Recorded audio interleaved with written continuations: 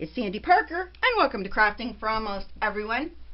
I did the video the other day, and I was struggling with trying to figure out if I was doing a good job of blending my colors or not with my alcohol markers when it came to the paper I was using. So I thought, well, what I'll do is I'll get all of my different options of watercolor and regular papers and try blending on them and see if they blend or not. So I'm going to be using Fabriano 140 pound hot press watercolor paper, and that the price on 9x12 pad of that at Amazon is $10.98.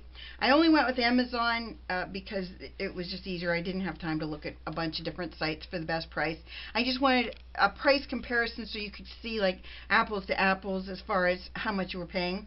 Neenah Solar White Classic Crest 80 pound was $36 for 250 pack at Amazon.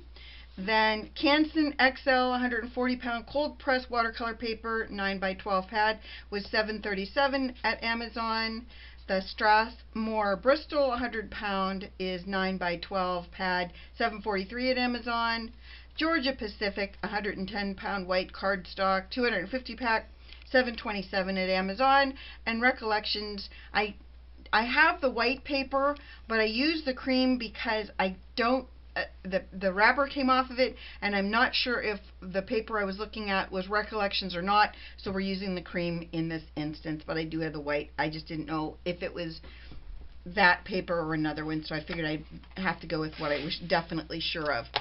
So I thought we would go with some reds, DR1, DR4, and DR5. Those are the colors we're going to use. I'll put those somewhere right there, I guess. And hopefully we'll be able to see if there's a difference in the way these blend. I'm going to start with the Canson 140 pound watercolor paper. Of course, my darkest red isn't very wet, so naturally that's going to be a bummer. Okay, put the lid on that while I'm waiting to do it again, and then I'm going to go in and try and blend out using my lightest color. I think that did pretty well. And I did do a big skip. I went from 1, which is what I'm using, to 4 and 5, and that really blended out well. I mean, you can see the right there where the 5, but this is 1, this is 4, and this is 5. So, I mean, you can really not see a difference between 1 and 4, which is kind of interesting. Okay, so let's go to Strathmore Bristol. I started out with green, and I struggled with it being too dry, so I'm going to go, so that's why I changed to the reds. This is 4. That was 1, 4, and then this is 5. Really struggling with our 5. It doesn't have as much ink in it as I need it to have. I've had a heck of a time with these lately being dry. I don't know why. I'm going back with my 1, and I'm going to blend out everything with the 1. There's that 5 again. And again, I mean, I don't know. See, this is the problem I have when I look at it any other time. I can't, I don't really see where my, if my blending is doing a good job or not. I mean, I could work on that, getting that 5 to blend out better. And I think the blending on them, both of them, is just fine. But you be the judge. This is all about you and figuring out which papers are better for using with your alcohol markers. And I'm using Spectrum Noirs. This is my 1, my 4,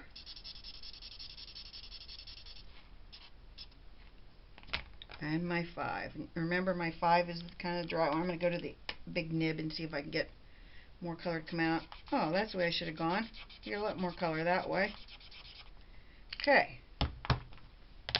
I'm going to use the 1 to do my blending with.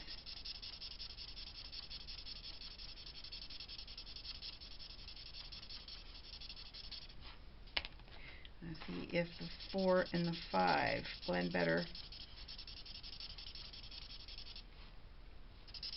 I still think that there's a nice job of blending them.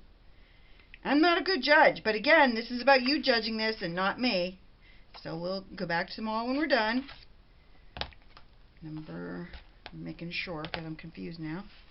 This is number 1.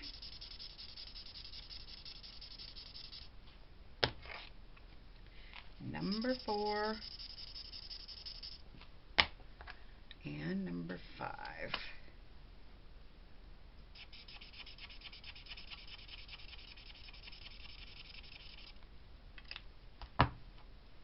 And I'm using the 1 to blend all of it with.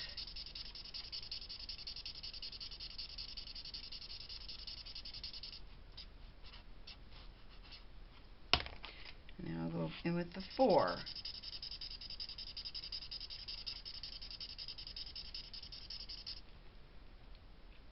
Alright, well this is the Neenah, and it's supposed to be a really good blending paper. I don't know. You'll be the judge, right? Back to my number 1. This is the Fabriano 140-pound hot press. More.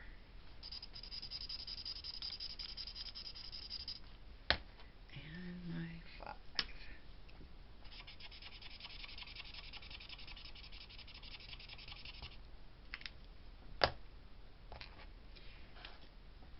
This time I'm going to blend with my number 4.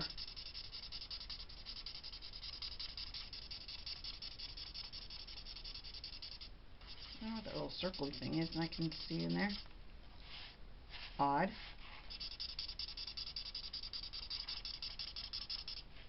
Go back in with the 1. Okay. Then, last but not least, is our Recollections. And this is an off-white cream color, so it is different from the other ones.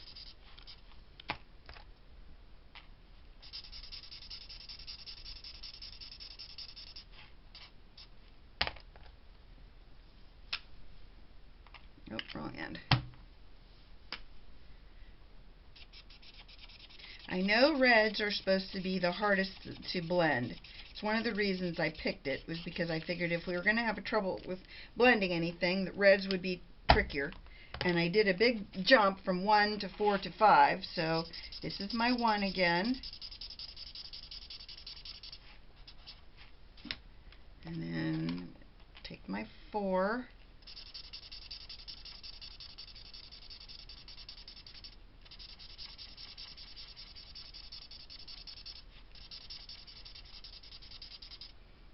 Okay, so let's compare them.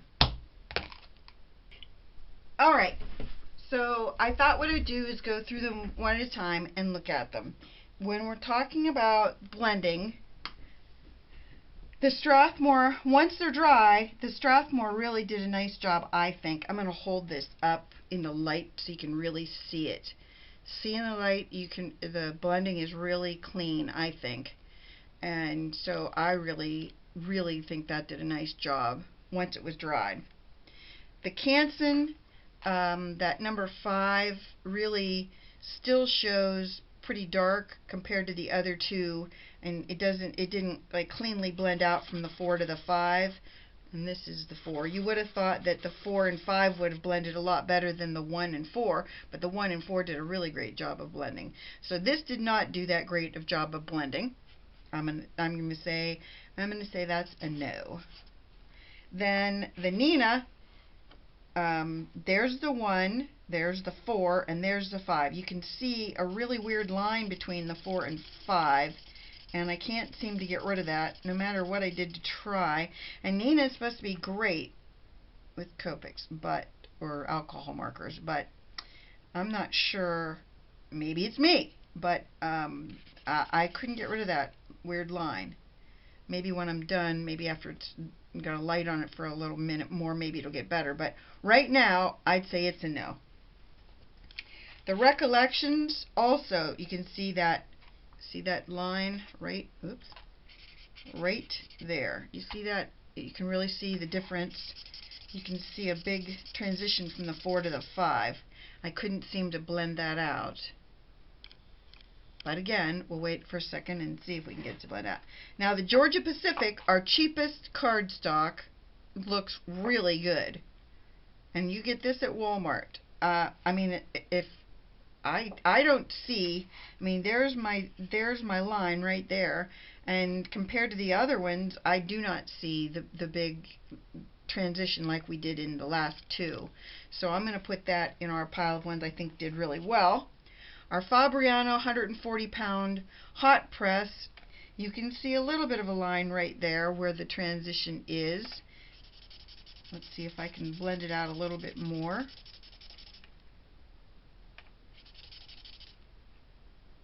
Let me go back to these other ones that we're looking at again.